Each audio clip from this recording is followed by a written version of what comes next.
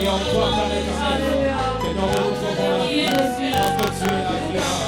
Oui, Père éternel, tu es le moteur de l'existence de nos vies, Père éternel. Tu es la source qui nous a riches. Oui, Père éternel, en toi nous avons le salut. En toi, Père éternel, nous avons la force et l'entour.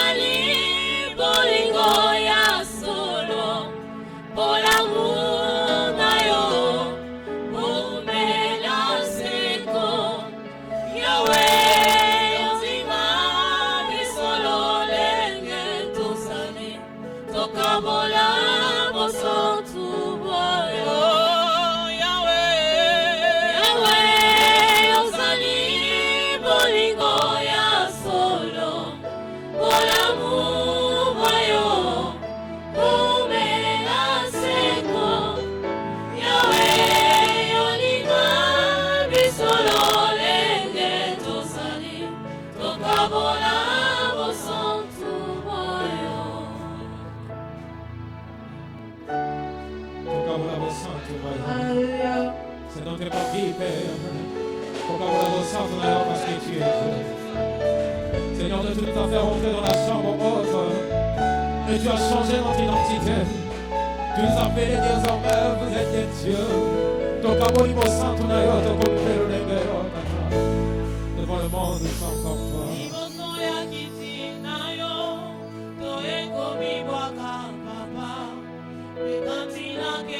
Ya solo mi kotsi na kepo yo. Toye kumuma yo nyapanda. Seul toi.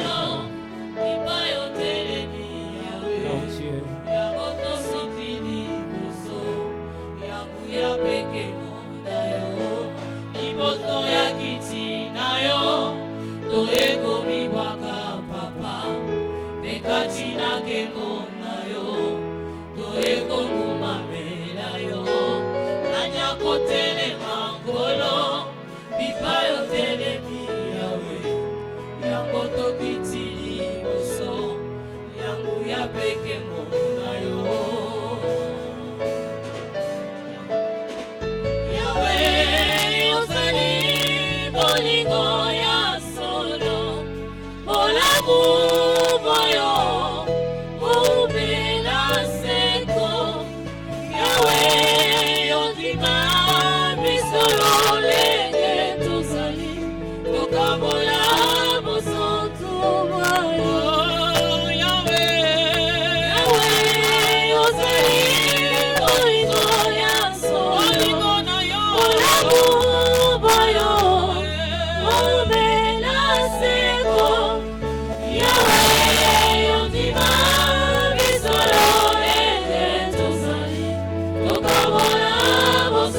To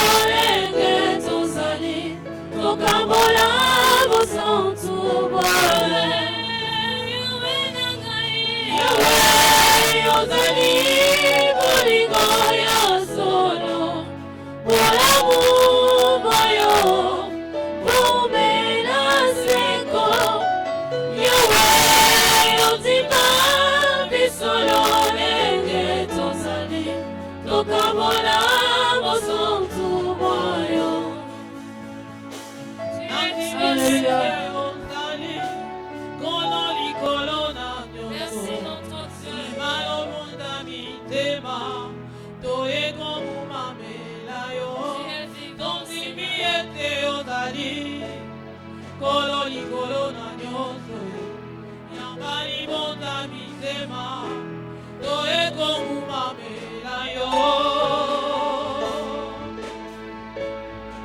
komumamela yo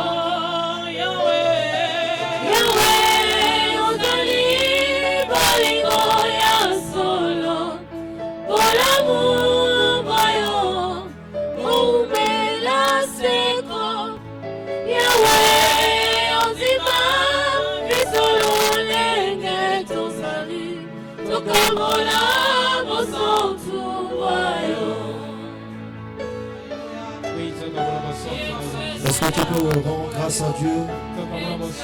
Rends grâce à Dieu. Rends grâce à Dieu.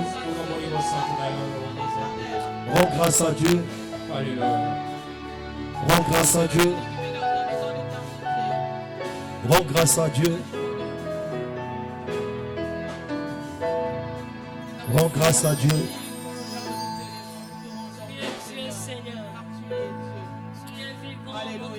Tu es en train de rendre grâce à Dieu. Tu es en train de rendre grâce à Dieu. Rends grâce à Dieu. Rends seulement grâce à Dieu. Rends grâce à Dieu. Rends grâce à Dieu. Rends grâce à Dieu. Rends grâce à Dieu. C'est toi, Jésus.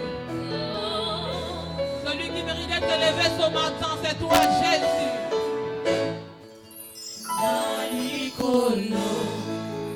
Bela moko awana se mototea kokani na yo na anguya na kemo yo zanzambe yomenase na bonzelu tokoyeba osantu osantu osantu alleluya tongumami liboso na yo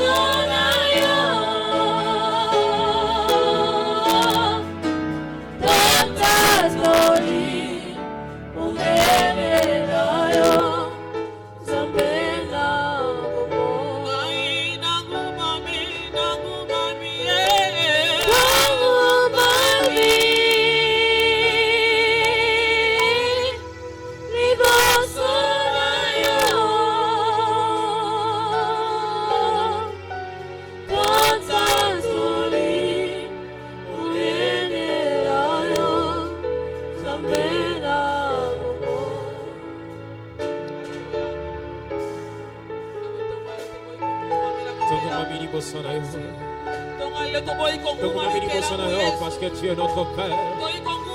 Tu n'es pas seulement notre Dieu, mais tu es aussi notre Père. Devant le Créateur de l'humanité, celui qui nous a créés à son image. Il pouvait te créer, comme un oiseau. Il pouvait te créer un fourmi. Et il t'a créé à sa ressemblance. Dans les cieux, il est Dieu. Sur la terre et sous la terre. Il n'y a pas un nom semblable à toi, Père. Raison pour laquelle tous et nous fléchis. Parce qu'on parle du nom. Alléluia. Parce qu'on parle du nom. Et tous et nous fléchis. Celui qui ne change pas devant les situations de la vie. Il est Dieu. Alléluia. Honneur à toi, Jésus.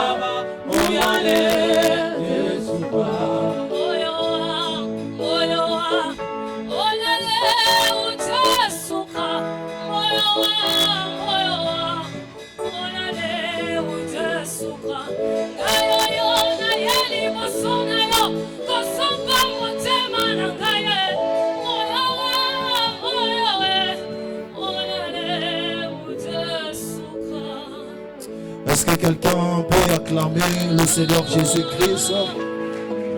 Ta façon d'acclamer ne dit pas que tu as la conférence. Je dis ta façon d'acclamer ne dit pas que tu as la conférence. Est-ce que tu peux acclamer plus mieux que ton voisin?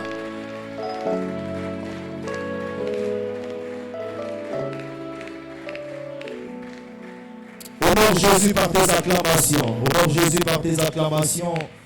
Monte encore. Tu fais bien. Tu fais bien d'honorer Jésus. Tu fais bien.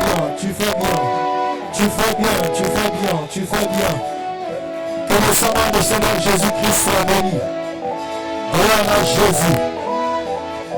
Jésus. Ta façon d'acclamer prouve que tu as la famille de recevoir la parole de Dieu. Que le nom du Seigneur soit glorifié. le nom du Seigneur soit glorifié. Alors, frères et sœurs, nous allons passer à une présentation qui nous a réunis en ce lieu. Amen.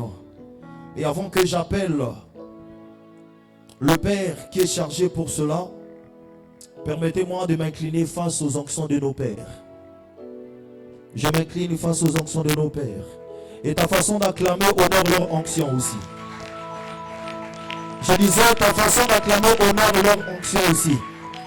Si tu n'as pas de père, si tu n'as pas un père, on t'appelle orphelin. Mais quand tu as un père, on t'appelle pas orphelin. Est-ce qu'il y a... Bon, je dis, puisque tu acclames, ça prouve que tu n'es pas orphelin, tu es face au Père. Ta façon d'acclamer honore le Père. Je dis, jusqu'alors tu n'acclames pas comme un père. Acclame et honore l'onction. Non, tu ne t'en vas pas par tes acclamations. J'ai envie de laisser le micro et acclamer moi-même parce que tu ne le fais pas bien. Je dis honore l'onction, honore les onctions qui se trouvent ici. Mais est-ce que tu peux laisser ta chaise et honorer les onctions? Je dis honore tes onctions, honore les onctions qui se trouvent parmi nous. Acclame plus mieux que ça, acclame plus mieux que ça. Je dis acclame plus mieux que ça. Ta façon d'acclamer prépare la nourriture que tu donnes au Père et le Père va libérer les paroles pour toi. Acclame plus mieux que ça. Tu n'as pas péché si tu acclames le Père. Je dis tu n'as pas péché si tu acclames le Père. Acclame plus mieux que ça, plus mieux que ça. Mon Dieu de la lumière est Ida. Mon Dieu passé dans la souffrance Ida. Honore mon Père, honore mon Père. On a que ça, on a que nos pères, on a que nos pères. Pensez que t'en as dans nous, pensez que t'en as dans nous. Puisque tu acclames, puisque le gloire de Dieu descend sur toi. Puisque tu acclames, puisque l'onction de Dieu descend sur toi. Honore les onctions, notre corps, notre. Tu as de honorer le Père, tu as de honorer le Père. Acclame plus mieux que ça. Que Dieu soit loué.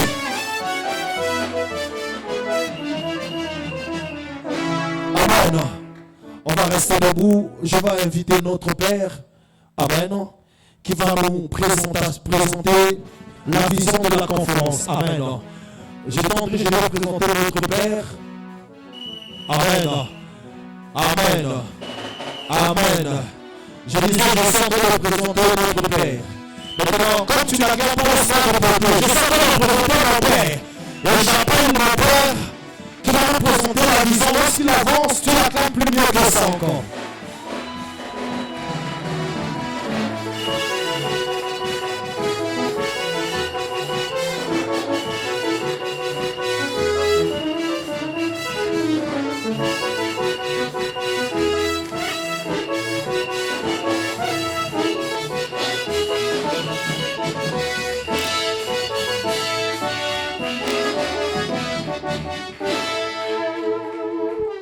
Gloire à Jésus.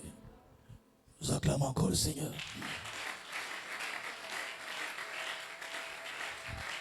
Que le nom du Seigneur soit béni. Nous allons nous asseoir. Gloire à Dieu. Père, nous voulons te dire grand merci pour ce moment. Nous te rendons l'honneur pour tout le bien que tu nous fais. Nous sommes ici parce que tu nous as convoqués. Et tu ne convoques pas pour rien, tu convoques parce que tu as des choses à dire. C'est toi, le réparateur des brèches, le Seigneur qui nous a vus du plus profond de nos situations, du plus profond de nos problèmes, mais qui a jeté son regard sur nous et qui a fait de nous ses serviteurs. Père, reçois l'honneur et fruit de mes lèvres ce matin. Dans le nom de Jésus. Amen. Gloire à Jésus. Alors, nous allons courir, parce que le temps est très avancé. Aujourd'hui, nous avons 2 interventions, mais je voudrais ici présenter la vision de ce que nous allons faire pendant 3 jours.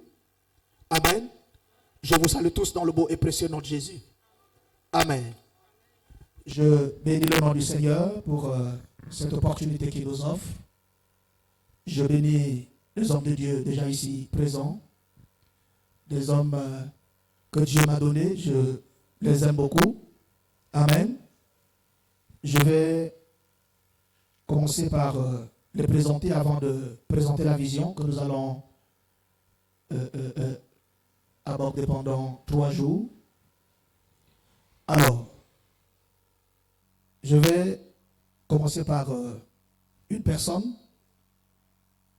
En fait, tous les pères que vous voyez ici assis sont très importants pour moi et pour la vision que le Seigneur m'a donnée et pour l'église que vous êtes. En fait, ils sont très importants aussi pour notre nation. C'est des gens qui font un travail élogieux, des gens équilibrés qui disent tout ce que le Seigneur leur demande de dire, tout ce que le Seigneur leur demande de faire. Amen. Alors, je vais commencer par ma gauche. À ma gauche, nous avons le révérend Kevin Gakoso qui va se lever. Pendant qu'il est debout, nous acclamons. Amen. Gloire à Dieu. Alors, le révérend Kevin, c'est un visionnaire, un ami de très longue date. En tout cas, quelqu'un qui fait un grand travail, un très bon travail d'ailleurs. Un orateur plein de grâce. Et toutefois que nous avons besoin de lui, vous le savez, il est toujours là, il travaille et il fait un bon travail. Et nous sommes souvent bénis par les différentes grâces que le Seigneur lui a données. Est-ce que quelqu'un peut m'aider à acclamer pour ce grand homme? Un grand homme.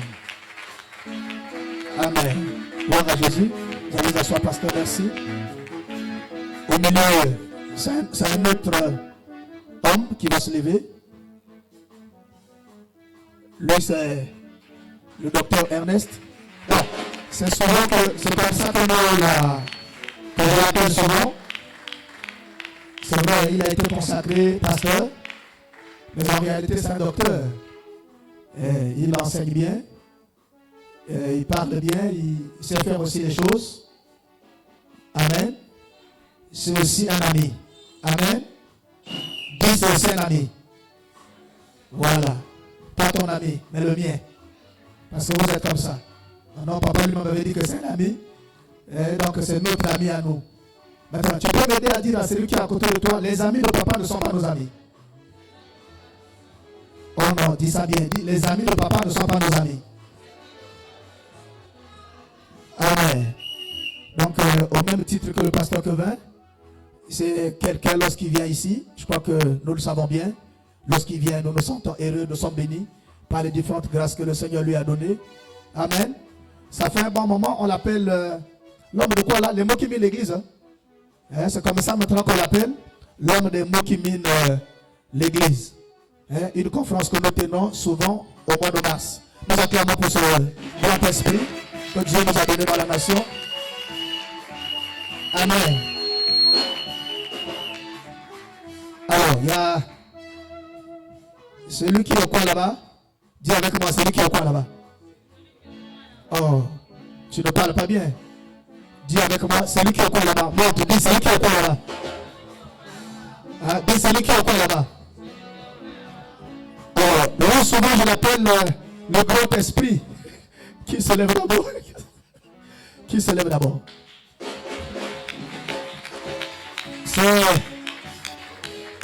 C'est un grand esprit. Je vous dis sincèrement, c'est un grand esprit. Un homme qui fait un grand travail. Il y a des choses que j'ai envie de dire sur lui, mais que je ne me permettrai pas de dire ici, parce que on ne sait pas qui est qui. Est-ce qu'après vous allez à la DST pour répondre, pour ça ne sera pas bien. Amen. Moi, je le protège. Alléluia. Je le protège. Donc c'est un homme, c'est un apôtre. L'apôtre est Garcier. Avec lui, nous partons un peu partout. On était à Pont-Noir, on est souvent chez lui, souvent chez moi. Donc, en fait, avec lui, on est devenus comme des jumeaux. On est devenus comme des jumeaux. Hein? Donc oui, il devient comme un mineur en fait. Parce que même dans les rêves, en fait, avec lui, on s'est connu dans un songe. Dans un songe même. Donc il me rêve chez lui, moi je rêve chez moi. Lorsqu'il voyage, souvent je reste avec son église. Je disparais ici, je vais rester avec son église. Voyez le niveau de confiance. Et les enfants ici savent que souvent je suis chez lui. Et chez lui, je travaille comme partout ailleurs.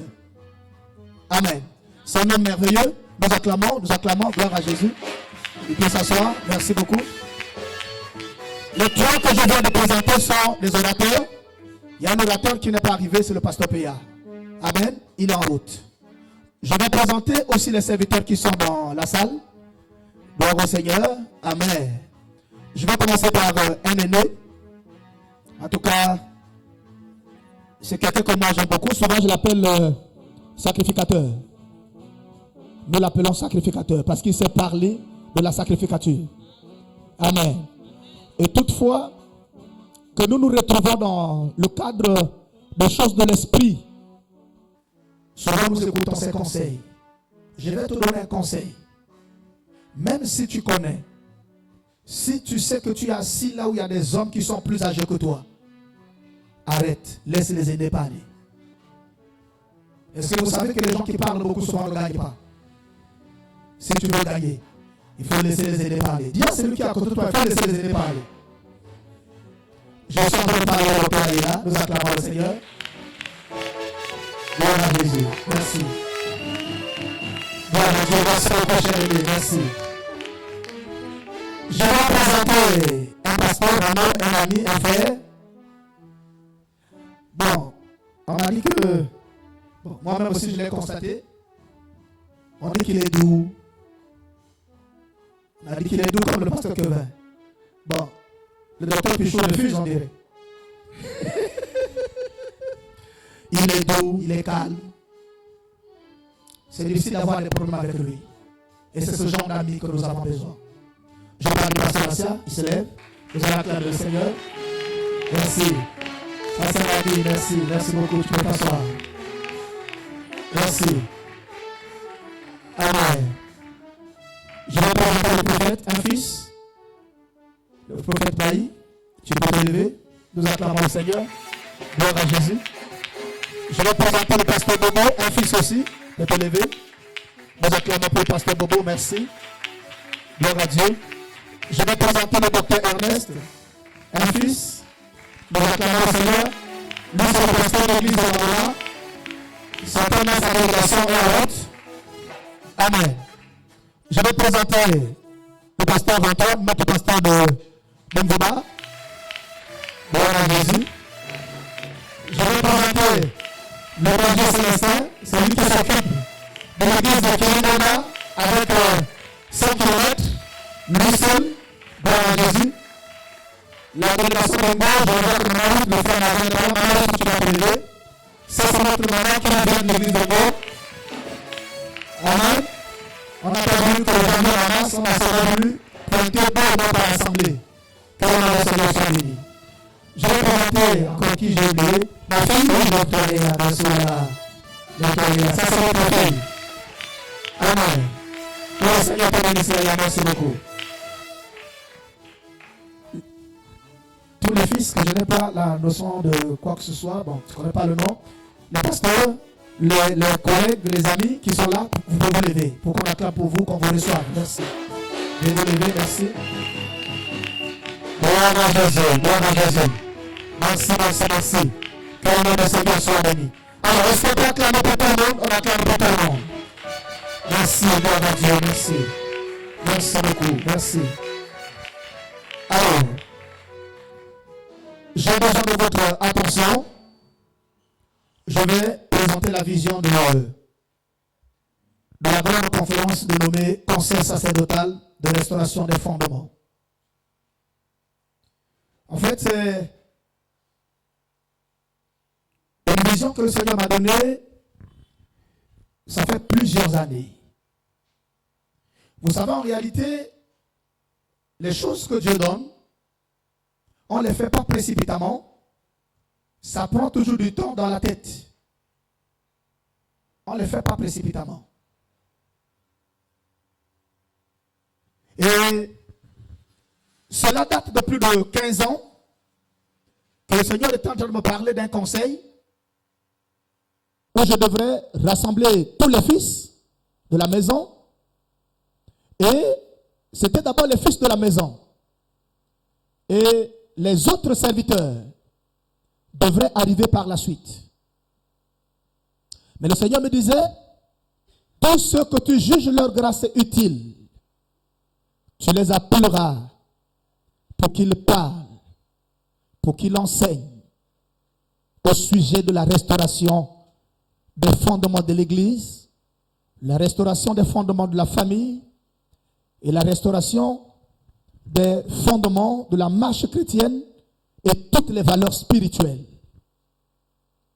Et c'est dans ça que nous sommes en train de travailler dans le cadre de notre ministère, depuis que nous sommes à Christ-Rocher.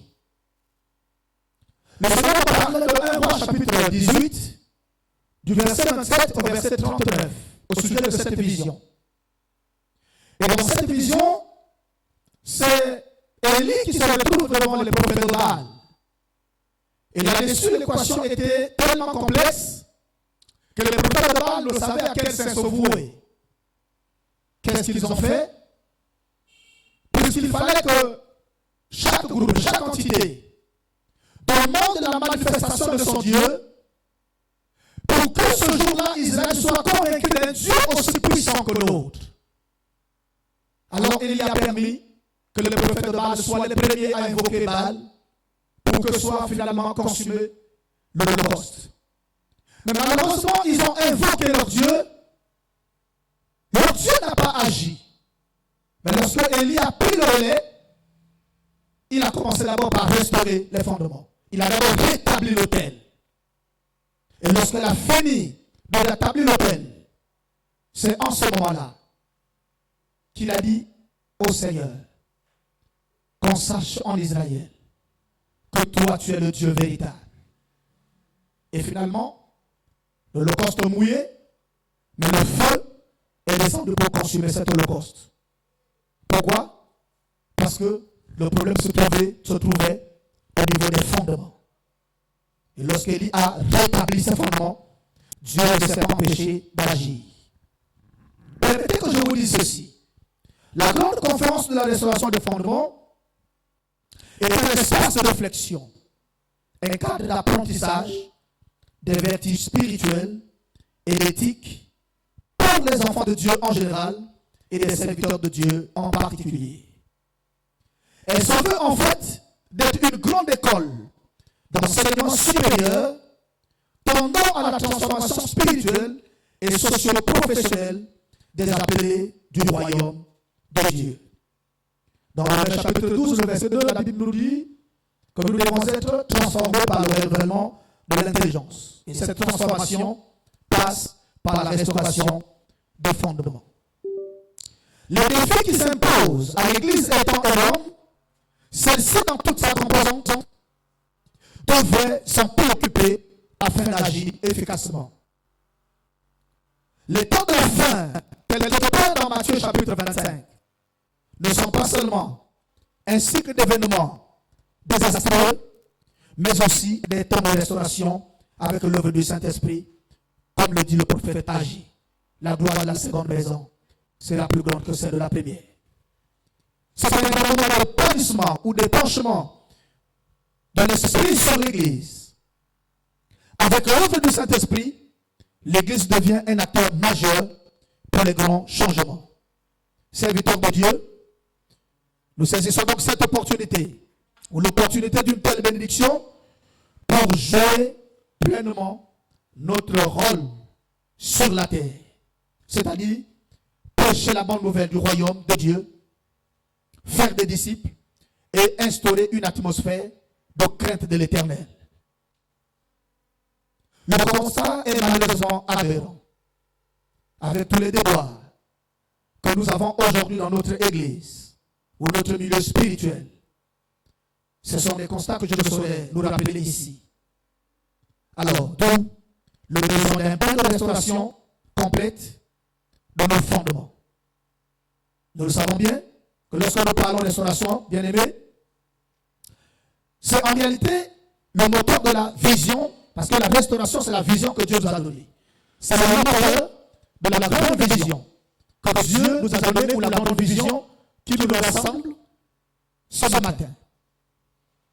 Alors, le décor tel que je l'ai présenté demande à ce que l'Église prenne conscience pour qu'ensemble, nous puissions agir de manière à imposer l'autorité ou les valeurs qui sont les nôtres. Je crois que vous le savez comme moi, lorsque vous regardez l'Église de manière globale, dans notre nation, vous allez vous rendre compte que l'Église est comme classée, pas comme. L'Église est classée au bas de l'échelle.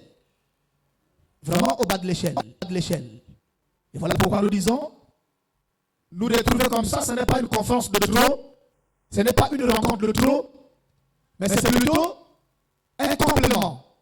C'est plutôt un ajout à ce que les ministres de Dieu, les hommes de Dieu, qui ont reçu aussi la grâce de cette conférence, ont commencé à faire depuis toujours. Voilà pourquoi l'objectif principal que nous visons ici serait traiter et restaurer les fondements de l'Église. Traiter et restaurer les fondements de l'Église. C'est aussi emmener l'Église sur les bases qui ont concouru plutôt à l'efficacité de l'Église primitive. Parce que notre Église doit, coûte que coûte, agir et travailler au rythme de l'Église primitive. Lorsque vous regardez l'Église primitive, vous lisez la Bible, vous lisez les Actes des Apôtres, vous allez vous rendre compte que l'Église primitive était une Église équilibrée, une Église puissante. Mais qu'est-ce qui se passe avec notre Église? C'est là le problème. Notre Église a quel problème? Pourquoi nous ne soyons pas à la hauteur de ce que les autres faisaient dans l'Église primitive? Il s'agit aussi de restaurer l'unité du corps de Christ au Congo. Croyez-moi bien aimé, notre pays a besoin de notre Église. Et laissez-moi dire, je vais peut-être le rappeler lorsque je vais intervenir, parce que je serai le premier orateur, la destinée de la nation est liée à l'œuvre de l'Église. Qu'il pleuve ou qu'il neige, qu'on le veuille ou pas.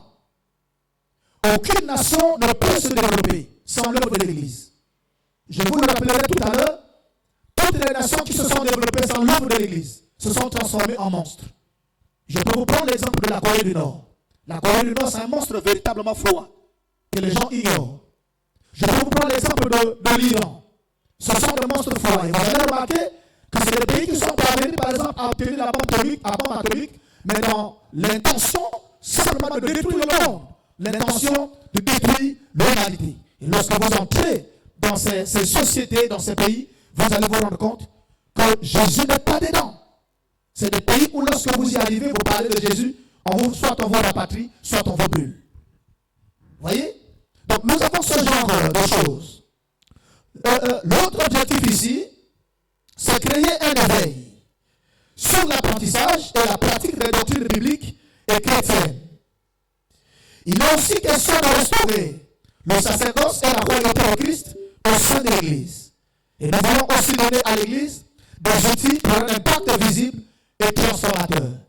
Des outils pour un impact visible et transformateur. Alors, nous faisons ici dans le bon travail l'Église du Seigneur et la nation. Amen. Nous visons l'Église et la nation parce que nous croyons que l'Église a la capacité et le pouvoir de changer la façon de faire dans la nation.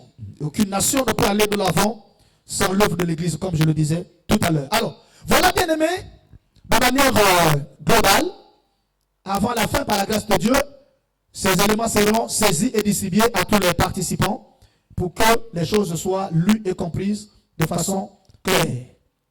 Voilà donc, bien aimé, ce qui nous rassemble ce matin. C'est ça qui nous rassemble ce matin. C'est comme cela que le thème que nous aurons à développer dans le cadre de cette première édition, le thème que nous aurons à développer, c'est une église forte. Deux points, bénédiction et stabilité de la nation. Une église forte. Bénédiction et stabilité de la nation. Donc c'est sur ça que tous les orateurs épilogueront pour que nous ayons, tant soit peu, l'essentiel par rapport à la première édition de cette conférence sur la restauration des fondements. Je dis, je vous remercie. Merci. Gloire à Dieu, merci. Si tu veux, je passe directement. Bien, on me dit que je peux passer directement par rapport au temps. Merci. Gloire à Dieu. Gloire à Jésus. Je peux passer directement par rapport au temps. Gloire à Jésus. Que le nom du Seigneur soit béni. J'entends quelqu'un dire Amen. Donnez-moi ma tablette, s'il vous plaît. Donnez-moi ma tablette, s'il vous plaît. Protocole.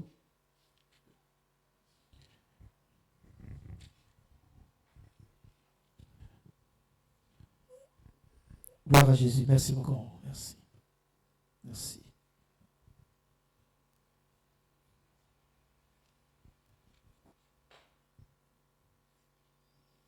Bien. On va aller un peu vite. Alors, que le Seigneur vous bénisse. Que le Seigneur vous bénisse. Est-ce qu'on peut acclamer Jésus fort? Non, j'aime qu'on acclame Jésus. J'aime qu'on acclame Jésus. J'aime qu'on le fasse aussi bien. Comment c'est le faire? Est-ce que tu peux le faire bien, s'il te plaît? Fais-le bien, s'il te plaît. Fais-le bien, fais-le bien. Fais-le bien. C'est pour sa gloire. Fais-le bien, bien-aimé. Fais-le bien. Gloire à Jésus. Gloire à Jésus. Alors, je disais le thème que nous allons développer pendant cette conférence, c'est une église forte, bénédiction et stabilité de la nation. Amen. Amen. Amen. Gloire à Jésus.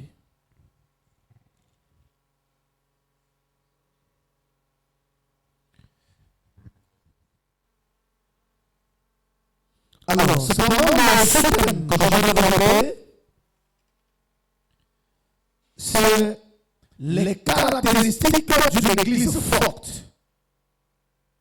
Les caractéristiques d'une église forte.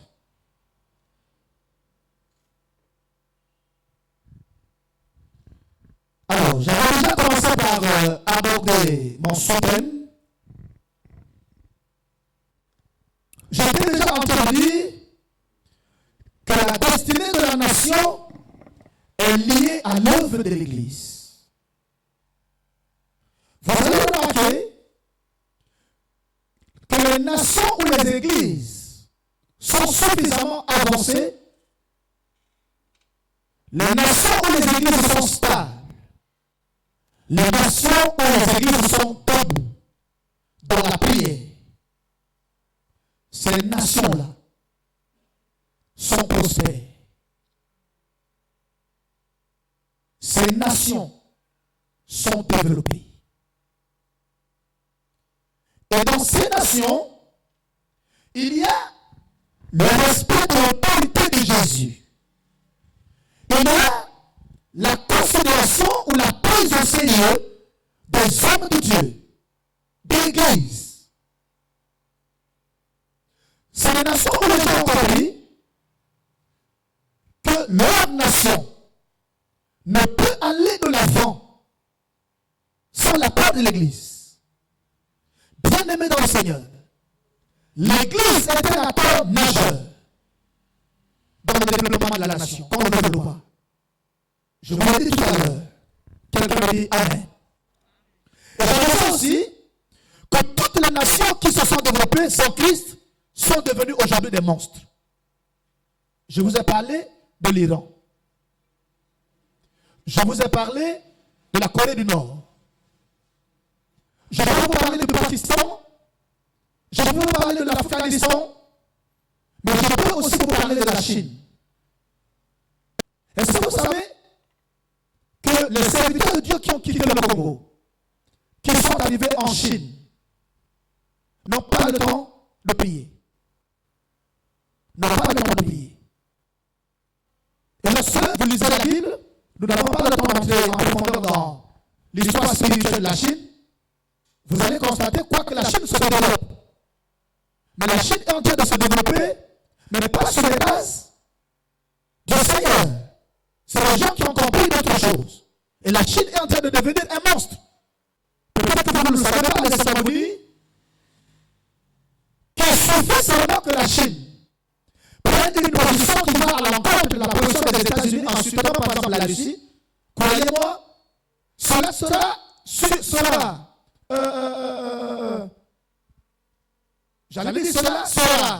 apprécié par la Corée du Nord et soutenu par la Corée du Nord.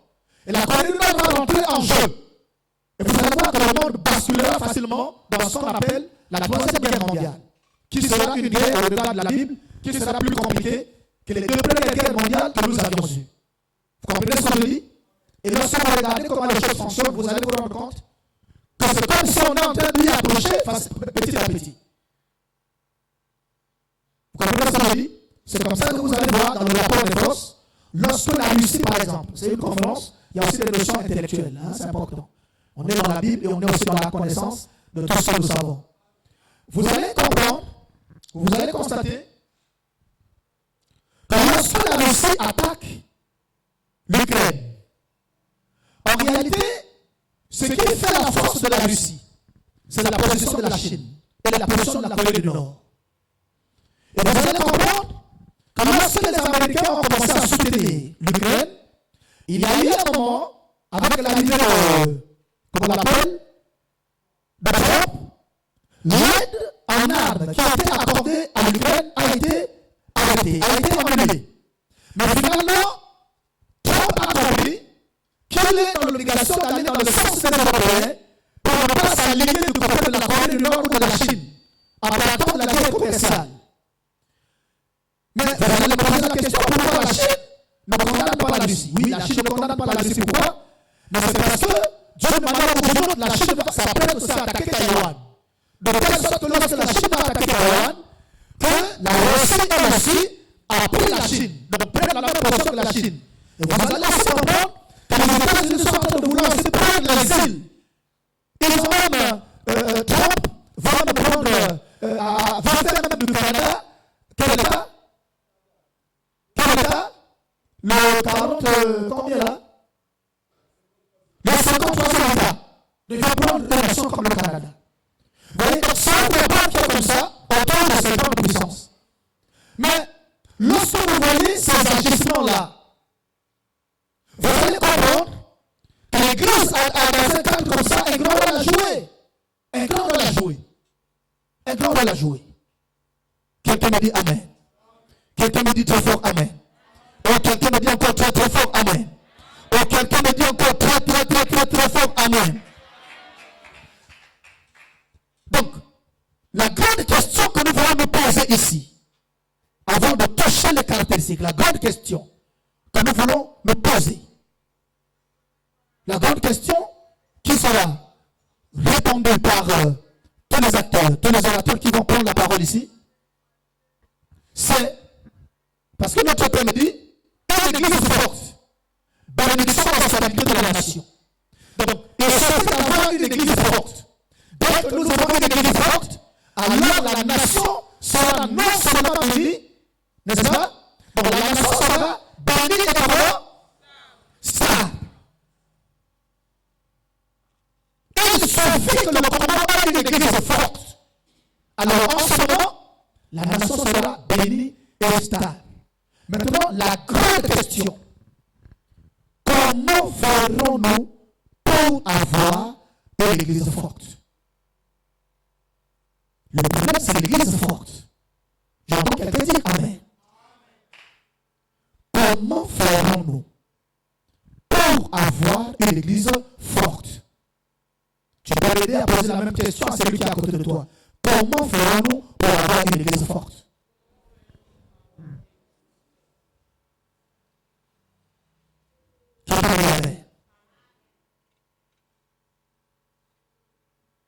Alléluia.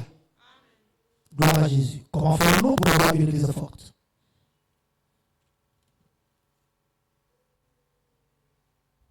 Donc les sujets qui sont proposés ici vont répondre à cette question. Comme je vous l'ai dit tout à l'heure, le sujet, c'est les caractéristiques de l'église forte. Donc lorsque je vais parler de ces caractéristiques, vous allez comprendre que l'église qui a ces caractéristiques se place déjà sur le chemin d'une grande force pour faire face aux aléas qui nous sont imposés par l'envahisseur qui est le diable. Nous allons lire dans Matthieu chapitre 16, du verset 13 jusqu'au verset 18. Vous écrivez, je vais seulement citer, il y a beaucoup de choses à dire là-dessus. Là-bas, ce qui est essentiel, je disais Matthieu 16, 13 à 18, ce qui est essentiel là-bas, c'est que lorsqu'il est question d'église, le Seigneur Jésus lui-même dit qu'il bâtira son église. Alléluia. C'est Jésus lui-même qui dit qu'il bâtira son église. Jésus dit qu'il bâtira son église. Donc, c'est l'église du Seigneur. Ce n'est pas notre église à nous. Ce n'est pas l'église des hommes. C'est l'église du Seigneur. Écoutez-moi, bien-aimés. Écoutez-moi. Chers serviteurs de Dieu. Je ne sais pas comment je peux vous faire comprendre cela. Moi, j'ai l'impression que lorsque nous allons dans nos églises, ou lorsque nous allons dans nos congrégations, j'ai l'impression que nous en avons fait nos églises à nous avant de comprendre que c'est d'abord l'église du Seigneur. Ça veut dire que nous nous sommes appropriés le monopole de nos églises au point que cela a dénaturé notre façon de faire. Est-ce que tu peux m'aider à dire à celui qui est à côté de toi que l'église appartient au Seigneur Jésus-Christ?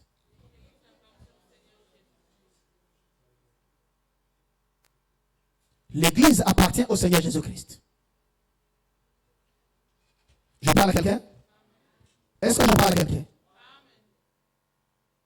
C'est ça ce que le Seigneur dit. Il dit qu'il bâtira son église. C'est lui qui bâtit son église.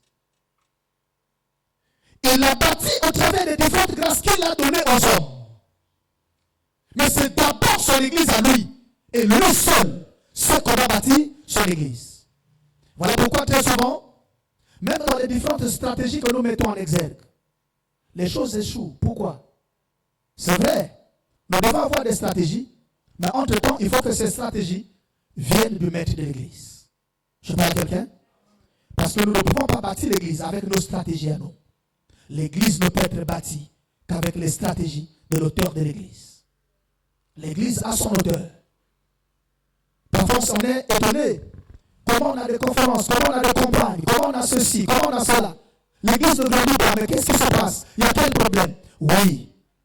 Faire des campagnes, c'est bon. Prier, c'est bon. Faire certaines choses, c'est bon. Mais est-ce que c'est fait au bon moment et selon que le Seigneur le veut? Ça, c'est une question très importante. Donc, Jésus qui bâtit son église prévient déjà que les portes de séjour des morts ne peuvent pas prévaloir contre l'église. Donc, l'église est une entité puissante. Il y a une chose que souvent nous ignorons, c'est la compréhension de l'autorité qui est conférée à l'église par son auteur. Je vous dis la vérité, bien-aimés.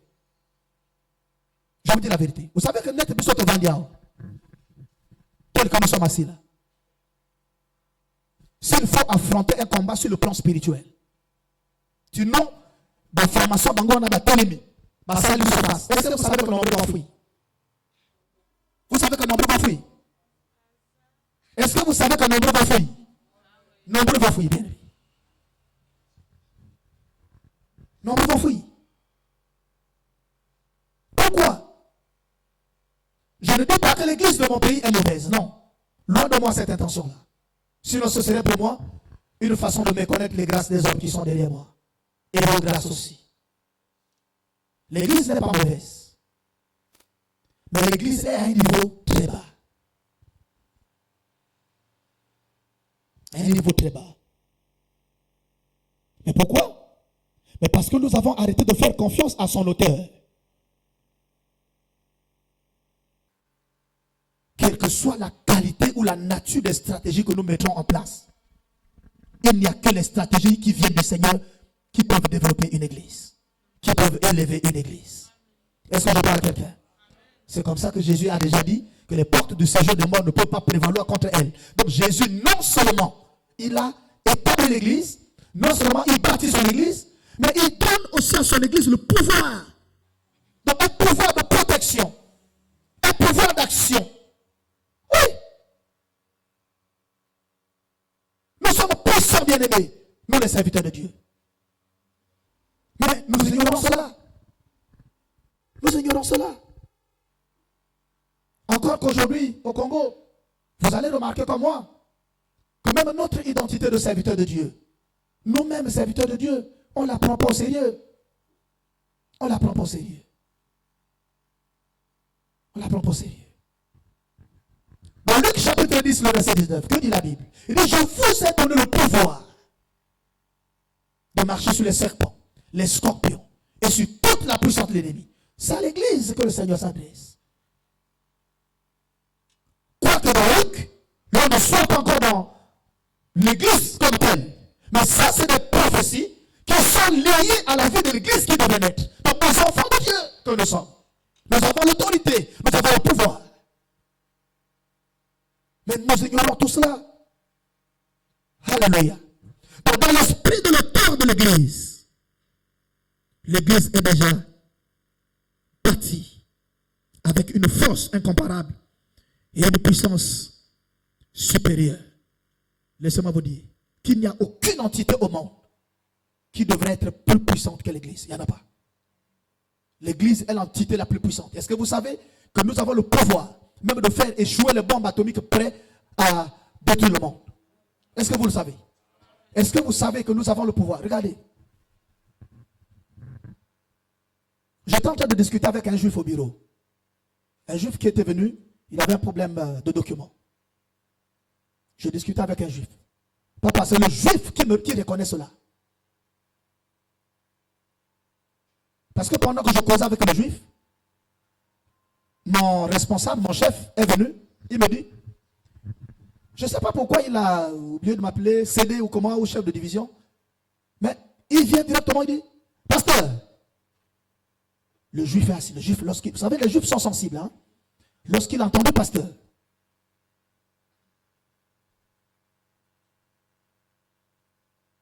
je cause avec l'ambassadeur qui est parti.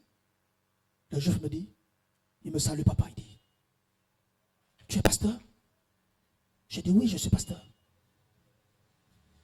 Il dit, je vais te dire une chose. Il dit, est-ce que tu sais que Dieu nous a comme tourné le dos, il a joué maintenant avec vous? Je dis bien un juif. Je sais que dans la prophétie biblique, Israël a sa part. L'Église a sa part, les nations ont aussi leur part. Mais lorsqu'il a dit, Dieu leur a tourné le dos, et il est avec nous, j'ai compris qu'il voulait dire que la puissance de Dieu est aux mains de l'Église. La puissance agissante de Dieu est aux mains des enfants de Dieu que nous sommes. Mais malheureusement, nous-mêmes nous ignorons cela. Permettez que je touche rapidement 4 caractéristiques autour de l'Église, en ce qui nous concerne. Je vais toucher rapidement 4 caractéristiques parce que je vais terminer bientôt. La première caractéristique d'une vraie Église. En fait, la première caractéristique de l'Église dans la pensée du Seigneur, c'est la vision. La vision. Dis avec moi la vision. Je vais expliquer.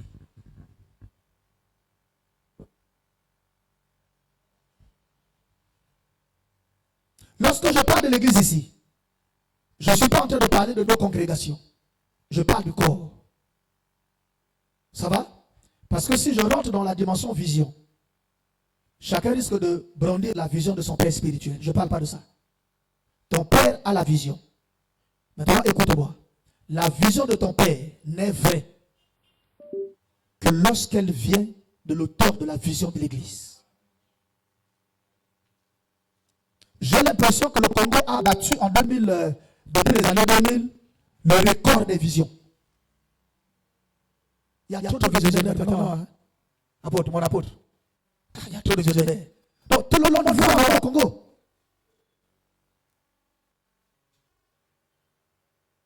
Vous comprenez ce que je dis? Il y a trop de visions.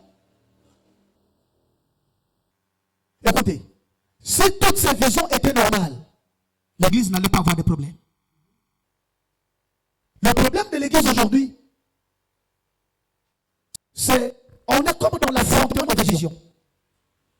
Et pourtant, on peut être encouragé, sans mon frère ou ma soeur, à recevoir une vision. Et que 2-3 jours après, une année, 2 ans après, je reçois une vision qui va dans le sens de la vision de mon bien-aimé. Est-ce que je peux avoir le courage aussi de le soutenir? Mais bizarrement, tous ceux qui reçoivent la vision au Congo-Brazza commencent toujours une église. Écoute-moi.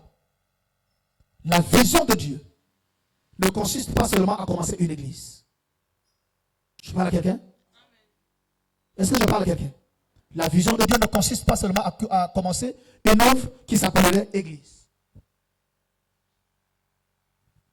La vision ici, lorsque je parle de l'église en général, la vision ici, c'est la vision du maître. La vision de Christ. Parce que c'est lui le cœur de l'église. Nous ne nous sommes jamais posé cette question. Si Christ vient voir ce que nous faisons dans l'église, est-ce qu'il sera content? Ce que nous sommes en train de faire dans les églises, les visions que nous sommes en train de recevoir, la façon dont nous sommes en train de les animer, c'est Christ lui-même, si nous reconnaissons que c'est lui le cœur, c'est lui vient tel que nous sommes assis là, là où nous sommes. Est-ce qu'il sera content de notre façon de faire? Je ne crois pas. Je ne crois pas. La vision du Seigneur est axée sur le salut de ça. La Bible dit qu'il est venu pour sauver. Il est venu pour sauver. C'est lui qui a dit, je bâtirai mon église, est venu pour sauver. C'est lui qui apporte un salut. Mais vous allez constater que dans les différentes visions que nous avons, il y en a qui peuvent taper toute une année sans même libérer un message sur le salut. Oui. Mais on prend plus de temps à faire voyager tout le monde. N'attendez pas ça de moi. Si Dieu veut que quelqu'un voyage, il va voyager. Déjà, je suis contre que vous voyagez tous. Moi, je vais rester avec qui? Mais ça ne marche pas. Moi, je reste avec qui? Ça ne marche pas. Non, non, c'est pas bon. Voilà pourquoi lorsque vous venez me voir là, papa, prie pour moi. J'ai un projet de voyage. Je prie. Je dis seulement au Seigneur, si tu veux qu'il voyage, si tu ne veux pas qu'il reste avec moi. Mais attends, mais c'est pas normal. Vous voyagez tous, moi je vais rester avec qui? Donc, je vais rester maintenant seul. C'est pas bon. Mais si Dieu veut que tu voyages, tu vas voyager. Parce que je sais que les païens voyagent tous les jours. Il n'y a que les enfants de Dieu qui prient seulement parce qu'ils doivent voyager. Les païens n'ont jamais prié. Parfois, on a déjà laissé l'essentiel. On passe du temps parfois dans des histoires. Donc, la vision du Seigneur est axée sur le salut des âmes. L'église aujourd'hui, laissez-moi vous le dire, ne fait plus l'évangélisation. Je vous dis la vérité, nous n'évangélisons plus. Chaque homme de Dieu, chaque pasteur qui s'octroie le monopole d'une vision est comme dans ces 4 murs, avec 5-10 personnes, c'est son église, ça ne s'arrête que là. Mais est-ce que ça c'est une mission ça? Ça ce n'est pas une mission. Et laissez-moi vous dire, que nous, notre mission, même en tant que ministre, ce n'est pas seulement de rester figé dans l'église. Même lorsque tu n'as rien à faire à l'église, tu as fini de prier, tu as fini d'enseigner, trouve du temps pour gagner les âmes. Le Seigneur sera content. Trouve du temps pour gagner les âmes. J'ai discuté avec quelqu'un, le directeur de cabinet d'un ministre, qui était venu aussi à mon service. Il m'a trouvé en train de parler avec un ami pasteur aussi qui m'avait visité, qui avait un problème de passeport diplomatique, je devrais l'aider. Écoutez ce que le directeur de cabinet nous dit. Il y a un ministre que je tais le nom, il dit, au Congo, il y a des pasteurs aussi.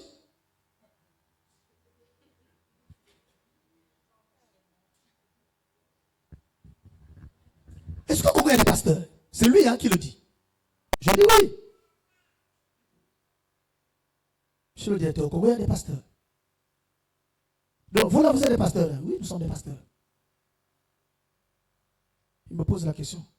Toi, tu as quoi? Moi aussi, je lui pose la question. Toi, tu as quoi? Il dit, ah, regardez-moi celui-là. Est-ce que tu as même une voiture? Moi, je dis, est-ce que toi, tu as le ciel? Il ne faut pas blaguer. Il ne faut pas manquer de questions. Il me dit, mais toi, tu marches à pied. Je dis, mais toi, tu marches seulement sur la terre, mais moi, je marche au ciel. Mais attends, vous voulez quoi? Moi, je marche au ciel. Après, on a commencé à dire, moi, je lui ai dit, est-ce que tu sais que sur place, là, je peux te transformer même en une pierre? Il dit, il sait. T'as la tête de comme à Bongo, yo, pesa la moi, Mangongo. Il dit, moi, une pierre. Moi, je dis, toi, tu as devenu une pierre. Je le tiens par la main. Je dis, viens. Tu veux devenir une pierre? Il dit, oui. D'accord, viens. Je dis, alors, là, tu vas devenir une pierre. Il dit, non, on dirait que c'est vrai, laisse. Il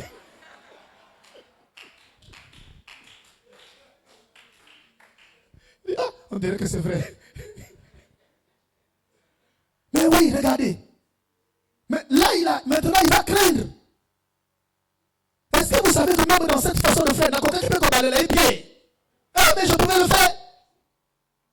Ah, je pouvais le faire. Je dis, viens. Et tu ne blagues pas. Moi, je suis très puissant. Nakobalolo libanga. Ba passeport yiko lukoy.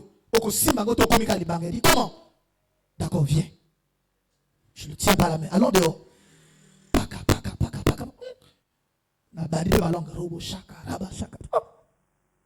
Il a pris peur. Donc c'est vrai. Moi je dis oui, c'est vrai. Bon, comme c'est vrai, laisse. Il dit d'accord, va t'asseoir. Va t'asseoir. Alléluia. Alléluia. Nous sommes envoyés pour gagner les âmes en tant qu'église. C'est ça la vision de notre maître. C'est vrai, l'œuvre que nous bâtissons, nous la bâtissons au milieu de nous. Mais laissez-moi vous dire que ce sont des lieux que nous pouvons transformer en agneaux par le ministère. Par le ministère. Par les différentes grâces. Voilà. Ça, c'est très important. Donc, la vraie église, ou encore une église forte, c'est une église qui se maintient dans la vision. La vision du Seigneur. Deuxième chose, la deuxième caractéristique. Deuxième caractéristique. C'est le service. Dis avec moi le service. Dis avec moi le service. Dis avec moi le service. Dans l'Apocalypse, la Bible dit que nous sommes un royaume des sacrificateurs. C'est lié au service. C'est ça qui fait de nous serviteurs. Homme de Dieu, croyez-moi. Le décor tel qu'il est planté dans nos églises, nous avons plus de gens qui nous suivent que ceux qui servent le Seigneur. Nous avons atteint un niveau de fabriquer les adeptes, nos adeptes à nous. Au point où le Seigneur qui nous a appelés se plaint. Pourquoi ceux que je vous envoie deviennent plus vos adeptes et non les disciples? Le Seigneur a besoin des disciples, il n'a pas besoin des adeptes pour toi et moi. Est-ce que je parle à quelqu'un? Est-ce que je parle à quelqu'un? Donc nous sommes appelés pour servir Dieu. Nous sommes appelés pour l'œuvre de Dieu. Pas pour faire autre chose. Mais qu'est-ce que nous avons constaté? Les serviteurs de Dieu que nous sommes, nous avons placé nos intérêts en avant-plan. C'est à ce moment que l'église du Seigneur ne se retrouve plus. J'allais même dire que c'est ça qui rend l'église très faible. Très faible, bien-aimé. Nous avons élevé nos intérêts au-dessus des intérêts de l'œuvre, au-dessus des intérêts de celui qui nous a appelés.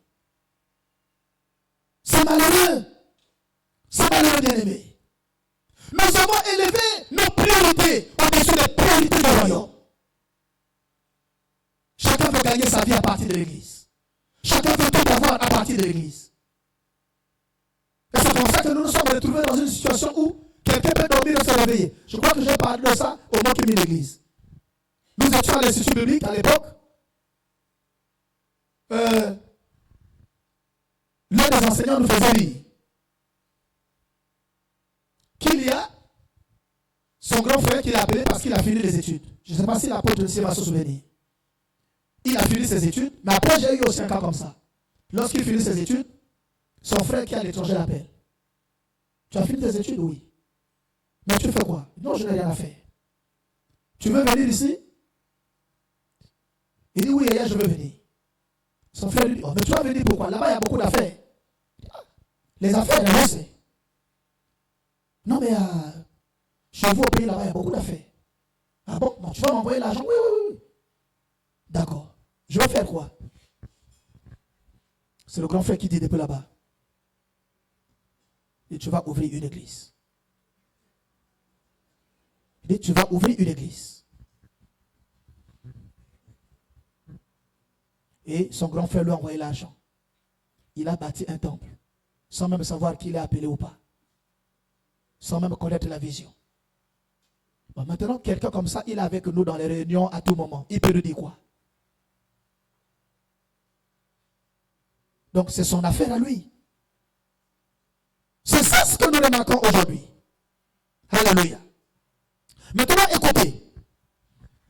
C'est parce que nous avons élevé nos intérêts que la plupart des hommes de Dieu exercent comme dans le patronat.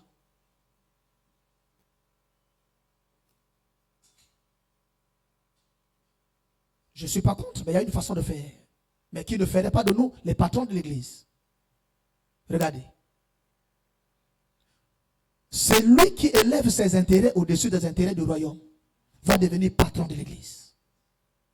Et laissez-moi vous dire que le patronat va toujours entraîner le mercenariat. Je vais expliquer. Lorsque vous devenez patron dans l'église que Dieu vous a donné de diriger, vous finirez par devenir mercenaire. Je dis vous allez devenir mercenaire. Parce que vous allez tout faire en rapport avec vous.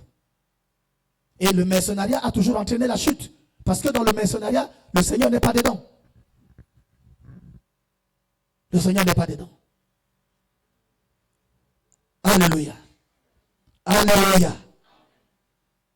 Et j'ai toujours l'habitude de dire, que lorsqu'on devient patron, on finit par devenir mercenaire. Et lorsqu'on devient mercenaire, la première des choses que le Seigneur fait, il ferme ton ciel. Parce que le ciel de Dieu ne s'ouvre que pour ceux qui ont une œuvre en rapport avec le ciel. Et lorsque nous faisons des choses en rapport avec le ciel, mais lorsque nous transcendons nos intérêts au-dessus des intérêts de Dieu, au-dessus des intérêts du royaume, notre ciel se ferme. Et c'est comme ça que nous allons voir, dans la plupart de nos églises, dans la plupart de nos missions, les gens commencent à se battre. En réalité, dans l'œuvre de Dieu, on ne se bat pas. Est-ce que quelqu'un peut m'aider à dire à celui qui est à côté de lui, dans l'œuvre de Dieu, on ne se bat pas? Donc lorsque vous entendez un homme de Dieu dire, moi je me bats, on ne se bat pas. Vous battez contre qui? Ça n'est pas. Moi, lorsque quelqu'un me dit, je rencontre un pasteur, me dit, comment l'église? Moi je dis, Dieu fait grâce. Je m'arrête que là. Lorsque quelqu'un dit qu'il se bat, ça veut dire qu'il ne sait plus que le Seigneur est en train d'agir dans son église. Que le Seigneur est en train d'aider son église. On ne se bat pas.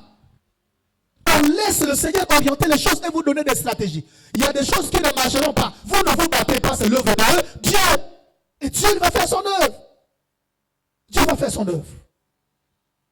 Alléluia. Donc au lieu d'être sacrificateur, nous agissons très mal. J'aime lorsque cette partie est abordée par le sacrificateur Aïla, les enfants d'Élie. Regardez le comportement des enfants d'Élie. Leur père, ce n'est pas n'importe qui. C'est un grand serviteur. Mais regardez comment ces enfants se sont comportés. Comment ils se comportaient avec les offrandes.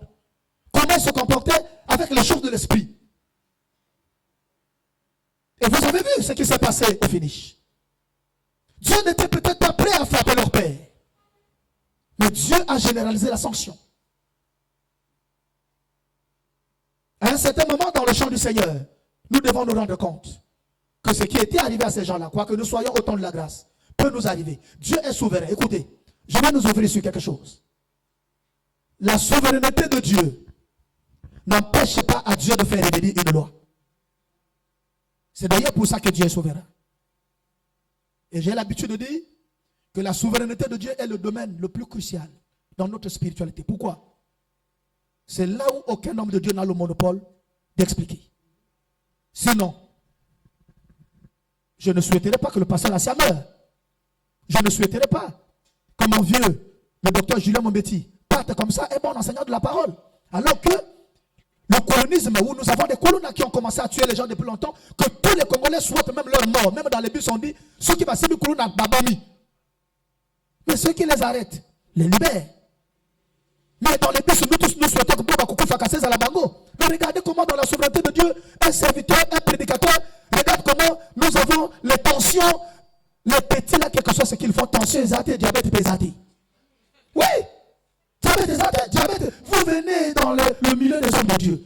Sur 100%, près de 80 sont diabétiques. Sur 100%, près de 90 ont déjà l'hypertension. Donc c'est comme s'ils sont déjà sur le chemin de leur mort. Peut-être pas de leur croix, mais de leur mort. Oui. Ça, c'est le domaine de la souveraineté de Dieu. Mais là, il y a quelqu'un qui ne connaît même pas Dieu, qui mange le matin, midi, soir. Il mange quoi? Mais l'autre, il y a chair, il y a loup. Mais les hommes de Dieu, mais gloire à Dieu, parce que nous ne sommes pas appelés à regarder à tout cela. Alléluia. Nos regards sont plaqués vers le ciel, mais attention, nous ne devons pas perdre de vue ce que nous devons avoir aussi sur la terre. Pourquoi?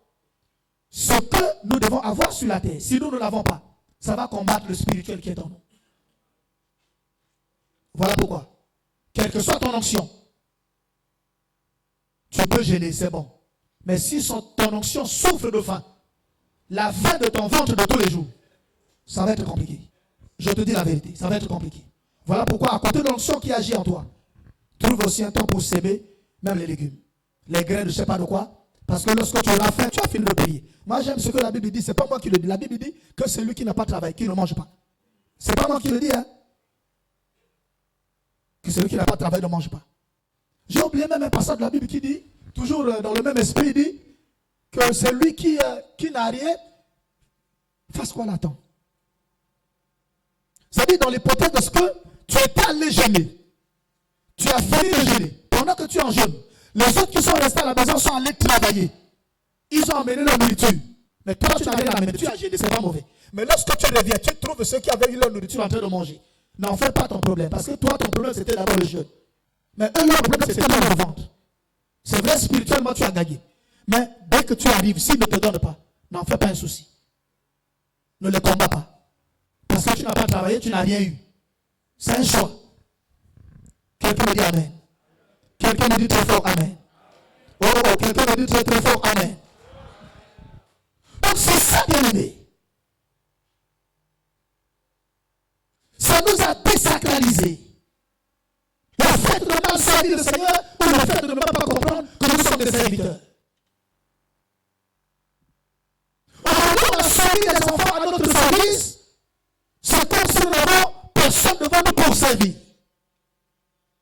Non. Ça, c'est dangereux, bien aimé. Nous devons faire attention pour éradiquer complètement le mercenariat. Dialectiquement, nous devons éradiquer le mercenariat. Est-ce que vous savez que Jésus est contre les mercenaires? Troisième chose que j'aimerais vous dire. Troisième caractéristique de l'Église, c'est l'autorité. L'autorité.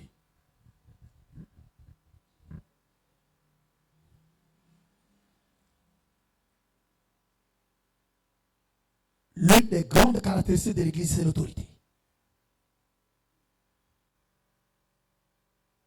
C'est la Bible elle-même qui dit, qui nous a donné l'autorité. Donc, l'Église doit reprendre son autorité. L'Église doit vivre dans son autorité. Oui. C'est là que la Bible parle du caractère de lion. Lorsque vous prenez Apocalypse, la Bible parle des 4 êtres vivants. Et au verset 7, Apocalypse 4, 7, la Bible nous dit quelque chose que moi j'aime beaucoup. Il dit, on parle des 4 hommes qui sont vus par Jean. On dit le premier avait la face du lion. Et vous allez constater que même dans les évangiles, c'est comme ça que Matthieu peint Jésus, comme le lion.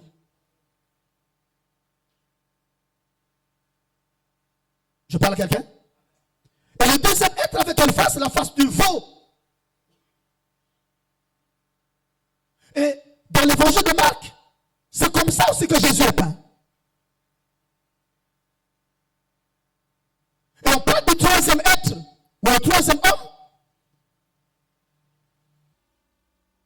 qui avait quelle face? La face de... Hein?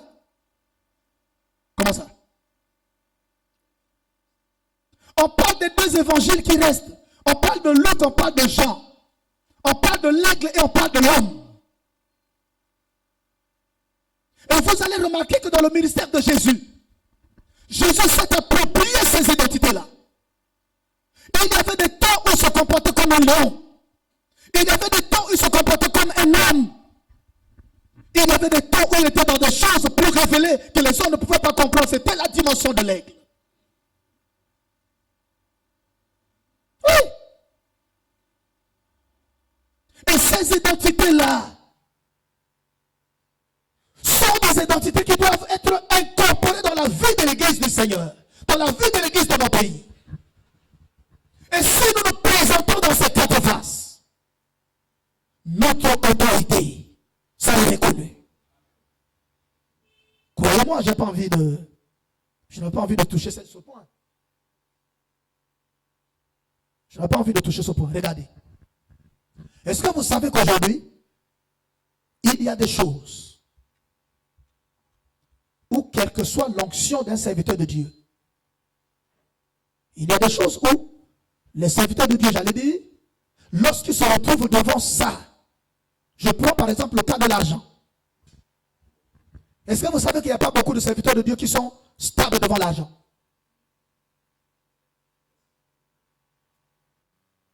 C'est-à-dire que je paye, je prêche bien, je fais tout bien.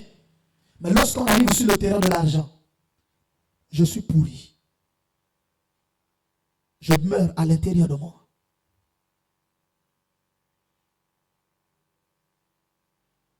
Aide-moi à dire à celui qui est à côté de toi, ne sois pas faible devant l'argent.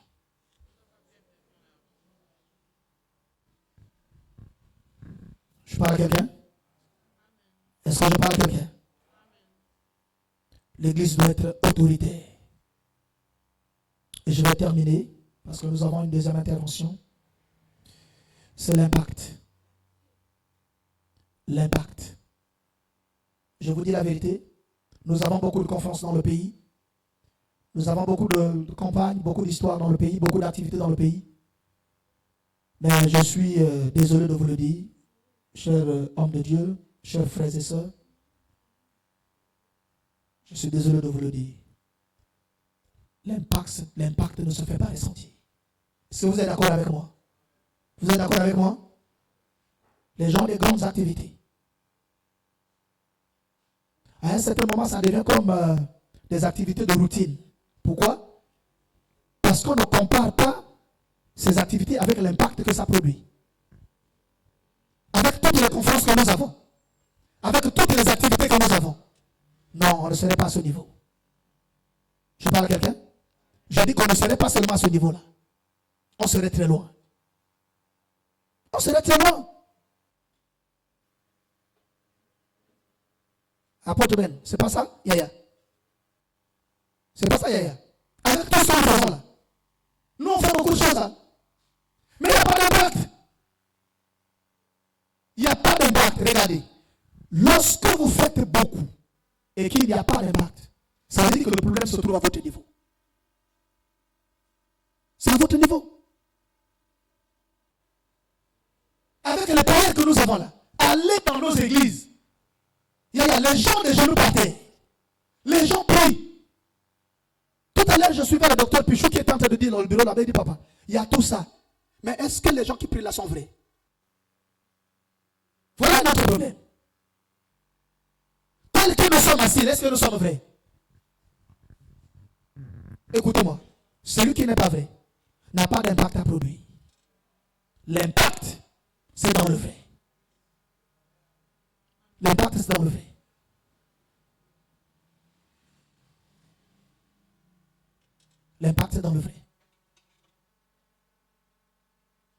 Alors si nous n'avons pas d'impact, si nous n'impactons pas, la nation ne parlera jamais de nous. Je vais terminer en vous disant ceci. Quelqu'un m'a posé la question, il dit, pasteur, pourquoi dans l'église de Réveil du Congo, lorsqu'on dit conférence aux campagnes, on dit DAG, on dit prophète, il y avait un prophète qui était venu ici, qui avait cheveux, comment on l'appelle, je ne sais pas comment. Oa.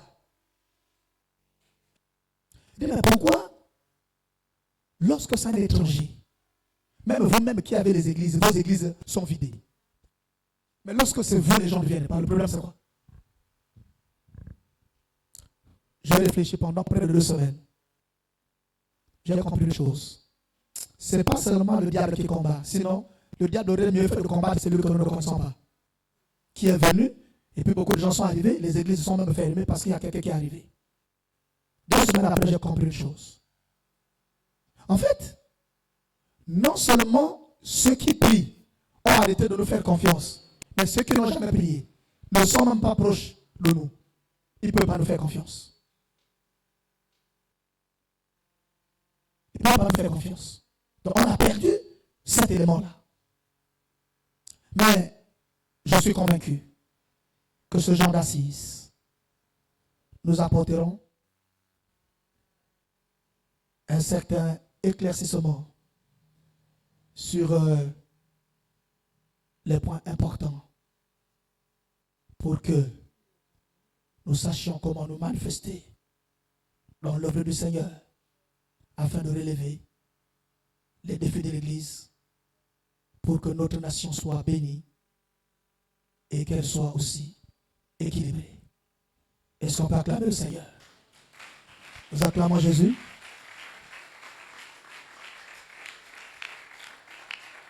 Nous acclamons Jésus, merci.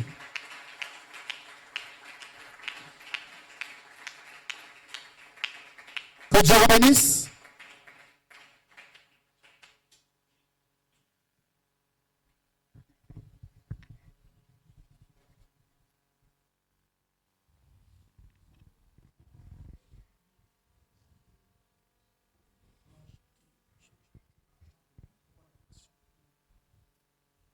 Amen. Est-ce qu'on peut bien acclamer pour la gloire du Seigneur?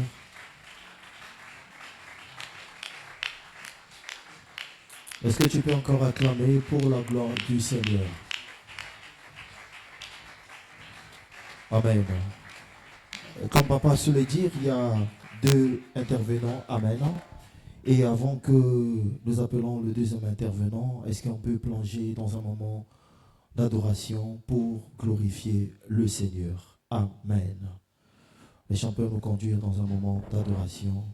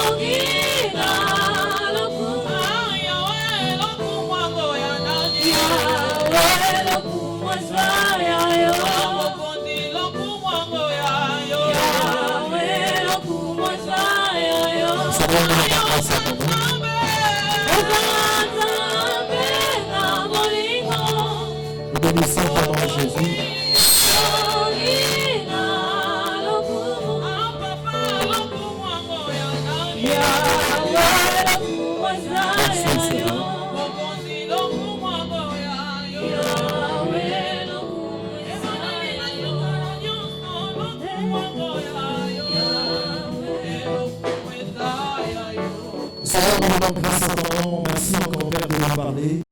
Nous bénissons ton nom éternel, mon Dieu, mon roi. L'honneur et la gloire à toi, Père. Merci parce que tu parles à un cœur. Et merci pour notre cœur, Seigneur mon Dieu. Et joyeux de recevoir ta parole. Gloire à ton nom, Jésus. Quelqu'un peut acclamer avec moi pour la gloire de Jésus le Christ.